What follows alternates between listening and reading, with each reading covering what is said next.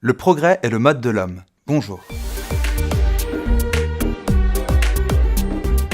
Alors un mode, qu'est-ce que c'est ? C'est la couleur de votre mélodie. Mélodie triste, héroïque, mystérieuse. Tout cela peut se résumer par le mode.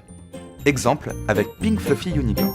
Pink fluffy unicorns dancing on rainbows. Pink fluffy unicorns dancing on rainbows. Ah, ça c'est joyeux ça. Ça donne le smile, ça donne envie de gambader à d'autres poneys, ça c'est un truc de brownies. Maintenant écoutons le même morceau. Les mêmes rythmes, la même gamme. Pour info, on est en gamme de sol. Quasiment les mêmes notes. En fait, on va juste changer le mode et passer de sol majeur à sol mineur.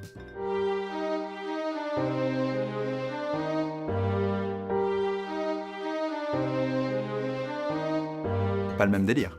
Rainbow Dash est morte!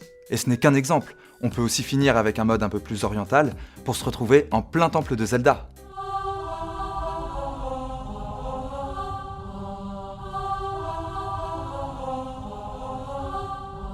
My Little Pony mélangé à un jeu vidéo épique, je crois que j'ai joui. Et imagine que des modes différents, il en existe potentiellement des millions. Ça laisse songeur quant à l'étendue des possibilités. Ouais, enfin, moi je suis surtout à nouveau paumé. J'ai l'impression que je vais devoir apprendre 15 langues, alors qu'avant je pensais que toute la musique s'écrivait pareil. Et dans la musique que tu écoutes, c'est certainement le cas. Mais chaque chose en son temps. D'abord, expliquons concrètement comment se construit un mode.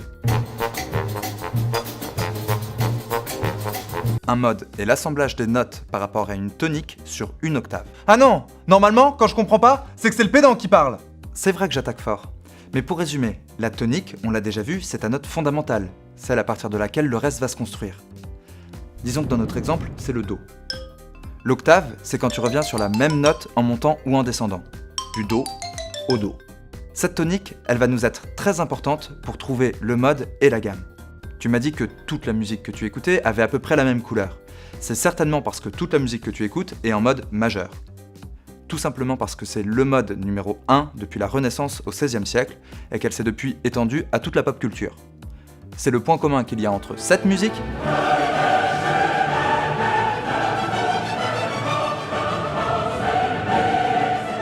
et cette musique.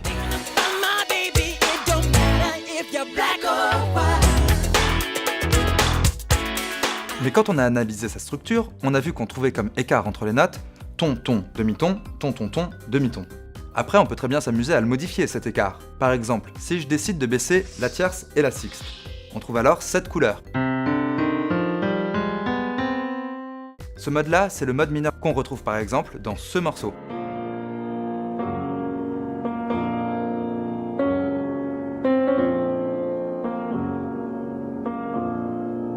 Mais on peut aussi s'amuser à partir sur des modes plus freestyle, qu'on trouve par exemple en musique traditionnelle. Si je garde la tierce et la sixte mineure, mais que j'augmente la quarte d'un demi-ton, on trouve alors le mode Zigan, qui sonnera comme ça.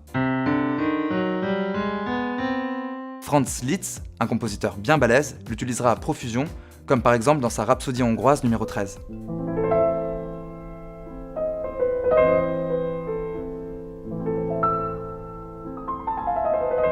C'est aussi galère que c'est beau. Et pour info, une gamme selon le mode ne contiendra pas forcément 7 notes. Par exemple, dans la musique occidentale, la gamme qui contient le plus de notes est la gamme chromatique. Hyper simple, c'est l'enchaînement de tous les demi-tons, tu te contentes d'enchaîner toutes les notes que tu connais. Dans ces leçons de FM, ce qui va nous intéresser, c'est le mode majeur et le mode mineur.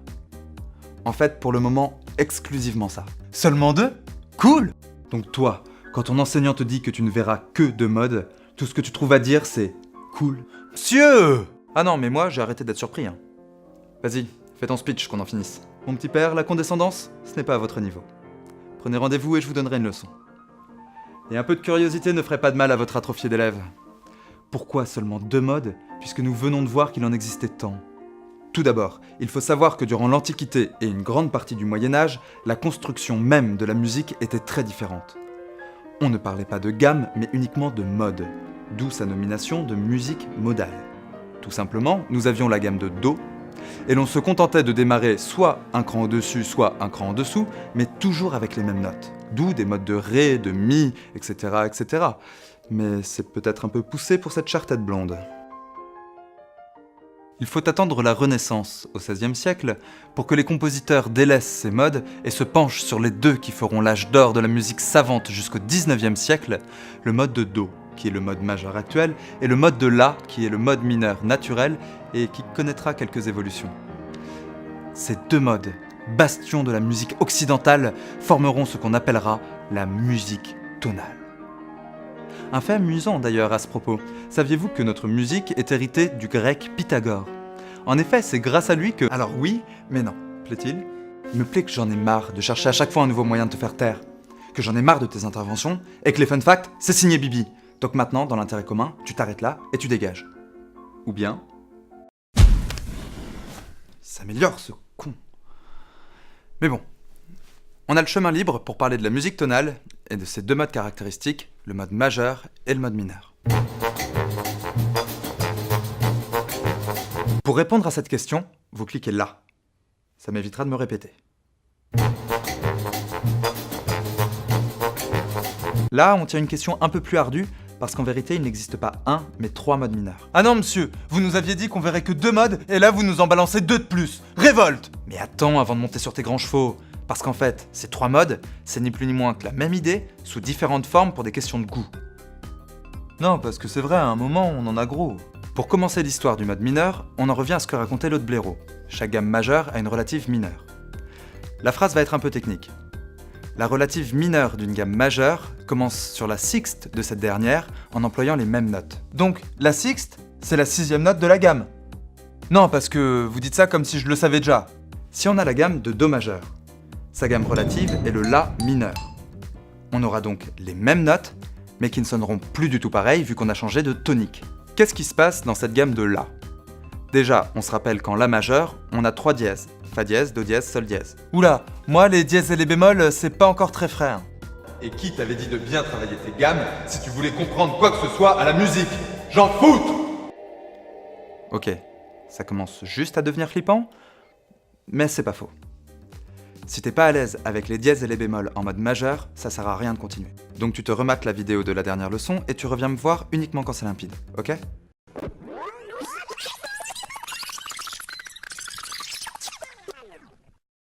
Ok, disons que c'est bon. Nous disions donc qu'en La majeure, nous avions Fa, Do, Sol, dièse, qui ont disparu en La mineur naturelle. Autrement dit, la tierce, la sixte et la sensible ont été diminués d'un demi-ton. On dit qu'ils sont mineurs. Et c'est ces changements-là qui créent cette ambiance mélancolique. Si on transpose ça en Do, on aura donc en Do mineur naturel, Do, Ré, Mi bémol, Fa, Sol, La bémol, Si bémol, Do. Ok. Bah maintenant c'est clair pour moi. Donc on peut passer aux modifications de ce mode mineur, et on va commencer par le plus couramment utilisé par la suite, le mode mineur harmonique. Non, tu ne commences pas. Parce que c'est exactement la même chose que le mode mineur naturel, on va juste laisser la sensible majeure. En Do mineur, on aura donc Do, Ré, Mi bémol, Fa, Sol, La bémol, Si. Et ce Si, cette sensible à un demi-ton de la tonique, elle va créer une tension et une atmosphère bien particulière, qui par la suite va être couramment utilisée depuis Bach et le baroque jusqu'à aujourd'hui. Du coup, si c'est ce mode mineur qu'on utilise quasi tout le temps, on n'a qu'à se dire qu'on garde que ça et qu'on s'en tape des autres. Bien essayé, mais on va quand même jeter un œil au dernier mode mineur. Le mode mineur mélodique. Son nom vient de la mélodie, évidemment. Et celle-ci n'était pas simple, voire pas très naturelle quand on devait passer par exemple du La bémol au Si. L'écart d'un ton et demi semblait trop grand et a froissé plus d'une oreille, si bien que pendant la Renaissance et le début du baroque, on l'a trouvé de mauvais goût. On a donc trouvé un moyen de pallier à ça. Quand on montait la gamme, on montait aussi la sixte. On avait donc comme note Do, Ré, Mi bémol, Fa, Sol, La, Si. Il n'y a plus que la tierce qui est mineure. A l'inverse, quand on descendait la gamme, plus besoin de tension entre la tonique et la sensible, qu'on remettait mineure, idem pour la sixte. On se retrouve alors avec le mode mineur naturel. Les compositeurs de ces 4-5 derniers siècles ont passé leur temps à jongler entre les 3 modes, parfois plusieurs fois à l'intérieur du même morceau. Donc maintenant que tu commences à appréhender un peu le mode mineur, surtout, ne te perds pas dans des questions insondables. Dis-toi juste que si tu n'as pas les altérations prévues par rapport à d'habitude et que le morceau sonne triste, on est en mineur. Et si certaines altérations jouent à cache-cache, apparaissent puis disparaissent, idem, ne panique pas. Il y a de fortes chances que ce soit la sixte et la sensible qui bougent, d'où leur nom de degré mobile. La tierce, quant à elle, restera toujours mineure. Bah moi, la simplicité, elle aurait été vite réglée. On met le même écart entre toutes les notes, comme ça on démarre de la note qu'on veut, on a toujours le bon écart. Bonjour, au revoir. Mais en voilà, un commentaire intéressant. Vois-tu mon jeune ami, ce dont tu parles existe. Cela s'appelle la gamme par ton et cela sonne comme cela. Intéressant, n'est-ce pas? Et la raison pour laquelle on ne l'exploite pas depuis la nuit des temps, c'est Pythagore et en particulier ses disciples qui l'ont mis en avant. Tu remets ça? En effet, pour Pythagore, les lois mathématiques régissaient le monde, y compris la musique. À l'aide du monocorde, instrument qu'il a lui-même inventé, il entreprit donc de découper les notes quinte par quinte, qui était, dans l'Antiquité, l'intervalle le plus juste après l'octave. Do, Sol, Ré, La, Mi, Si, Fa dièse. Et si l'on remet les notes dans l'ordre, on découvre donc que pour Pythagore, la musique mathématique la plus précise qui soit comporte une carte augmentée. Ce qui n'a pas été du goût des cultures qui suivirent, mais peu importe. On se retrouve face à une gamme qui n'a absolument rien de régulier, et ce pour des raisons 100% mathématiques.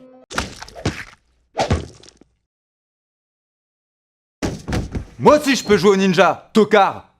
Je sais pas ce qui me met plus en malaise, son anecdote ou le fait que vous avez failli me toucher. On peut donc passer à la conclusion. Le plus important à retenir, c'est que le mode vous donne la couleur de votre morceau. À ne surtout pas confondre avec la tonalité qui vous donne sa hauteur. À l'aide de ces deux choses, vous saurez dans quel univers vous avancez, quelle gamme, en quel mode. Des modes, il en existe une multitude. Mais en solfège, on parle principalement de la musique de notre culture. Donc ici, de la musique tonale, qui englobe le majeur et le mineur. Le majeur sera la référence absolue, donc sauf précision, c'est dans ce mode que nous parlerons par la suite. Et une fois qu'on maîtrise bien le mode majeur, vous pouvez trouver toutes les relatives mineures de ces gammes. Et vous réaliserez qu'un paquet de compositeurs s'amuse à passer de l'un à l'autre sans vergogne. Enfin, le mode mineur se décline sous 3 formes: mélodique, harmonique et naturel. Et comme exercice, vous devez être capable de trouver toutes les relatives de toutes les gammes. Alors vous prenez les 12 tonalités et vous me trouvez leurs relatives mineures. Et quand vous y arrivez dans ce sens, cherchez dans l'autre. Pour le long terme, là on va voir sur du très long terme. Parce qu'on va reprendre le travail des gammes de la semaine dernière, et ces gammes, une fois que vous les maîtriserez en majeur, vous savez ce qui vous attend, on va voir la même chose en mineur. D'abord le mineur harmonique, puis pourquoi pas les deux autres. Alors amusez-vous bien sur les années à venir. Des années? Mais on va continuer combien de temps ici?